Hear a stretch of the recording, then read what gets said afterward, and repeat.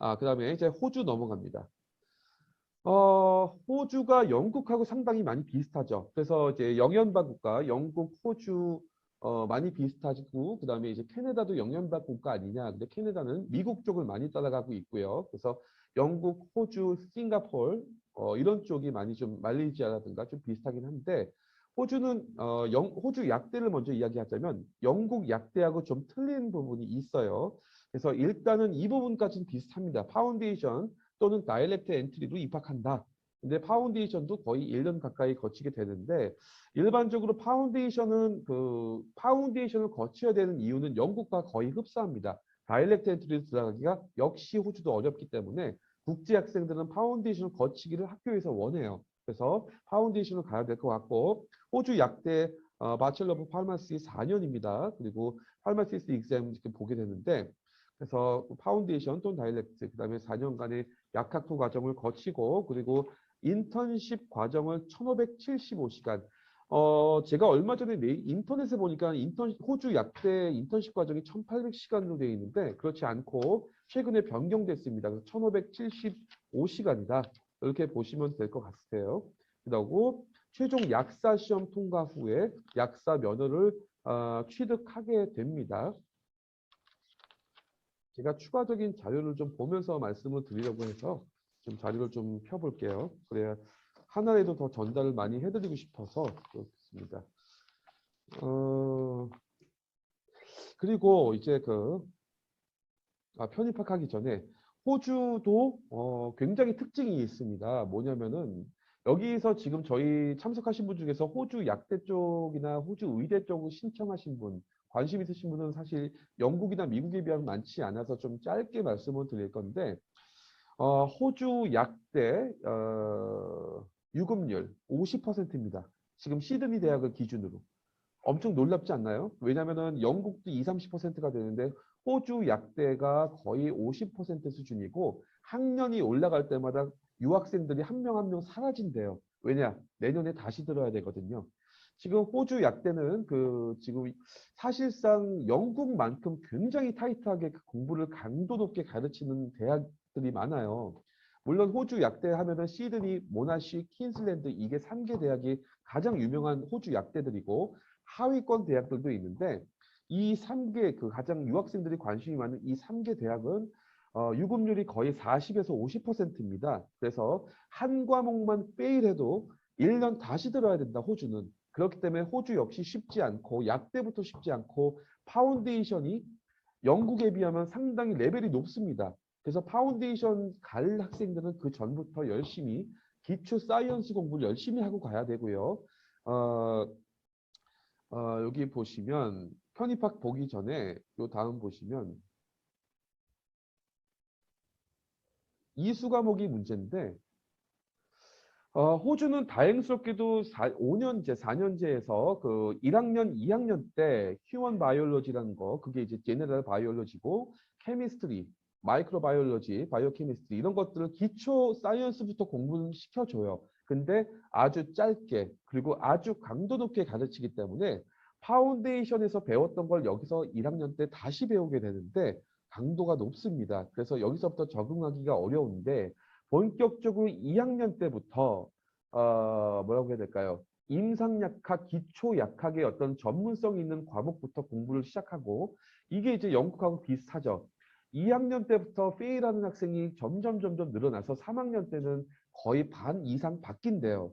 그 전에 같이 들었던 유학생들이 다 없어진다고 하더라고요. 제가 이게 시드니 약대나 모나시 약대를 다니고 계시는 재학생이나 호주 약사님들한테 들은 얘기로 그다음에 그쪽에서 받은 학교의 통계 자료를 보니 페일률이 너무 높습니다. 그래서 호주 약대 가지면 안 됩니다가 아니라 영국 약대도 그렇고 호주 약대도 그렇고 이 유학원이나 네이버에 어디에도 이 유급률에 대해서 나와 있지 않고 장밋빛 그림만 보여주고 있는데 그래서 제가 볼 때는 참 걱정스럽기도 해요. 이런 내용을 전혀 모르고 파운데이션만 졸업하면 난 즐겁게 약대를 다닐 수 있네라고 보는 학생들이 너무 많아요. 그런데 학교 들어가고 나서부터 정신을 못 차리게 너무 바쁘고 힘든 거죠.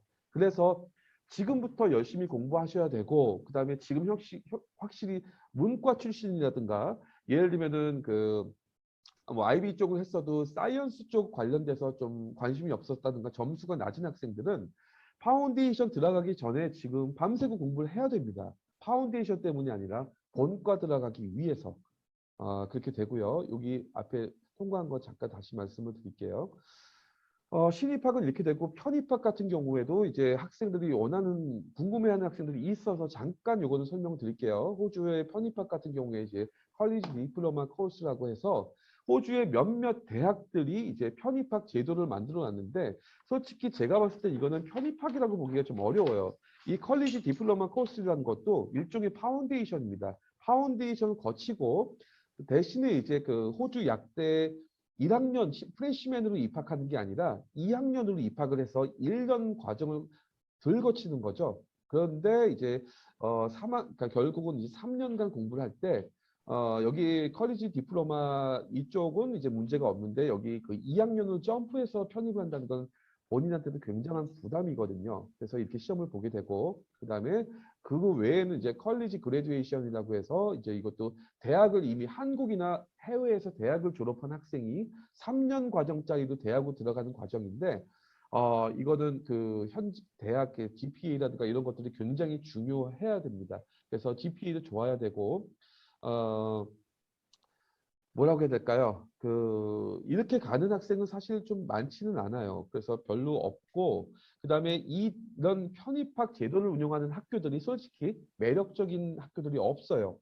그러니까는 좋은 학교, 상위권 대학들은 이 편입학 제도 운영 안 합니다. 거의. 그래서 좀 중하위권 대학들이 운영을 하다 보니까, 내가 1년, 2년 세이브하기 위해서 이렇게 중하위권은 좀 가고 싶지 않은데, 이런 많은 학교들이 좀 많이 있죠.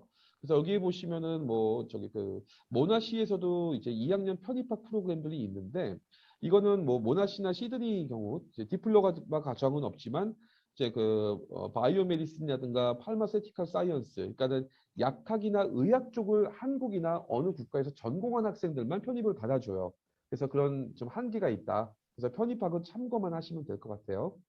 그래서 호주는 신입학을 기준으로 해서 파운데이션 코스 입학, 졸업, 그다음에 인턴십, 파마시스트 라이센스 익셈 해가지고 1년, 4년, 5년, 그다음에 인턴십 과정 1년 거치고 이제 최종적으로 약사 면허 시험을 보게 되죠. 그래서 요 금액을 보면은 3,250, 4년간 1억 7,800만 원.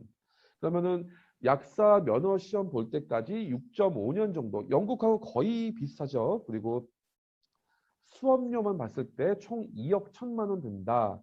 이제 그렇게 보면은 약간 영국보다 좀 싸 보이기도 하는데 그거는 제가 다음 슬라이드에서 미국, 영국, 호주를 한 번에 비교를 해드릴게요. 그래서 요거는 아까 제가 말씀드렸죠. 이수 과목에 대해서.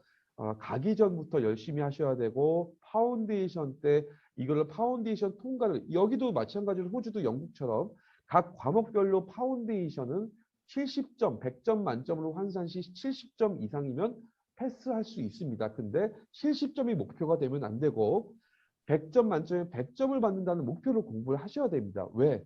본과 들어가서 고생하기 싫으시면 지금 파운데이션 때 이때 시간이 있는 거거든요. 유일하게 영국도 호주도 약대 의대 모두 파운데이션 그래서 중요합니다. 통과하기 위해서가 아니라 그때가 기초 사이언스를 공부할 수 있는 유일한 시간이기 때문에 그렇습니다. 그래서 그걸 미리 공부하셔야 된다.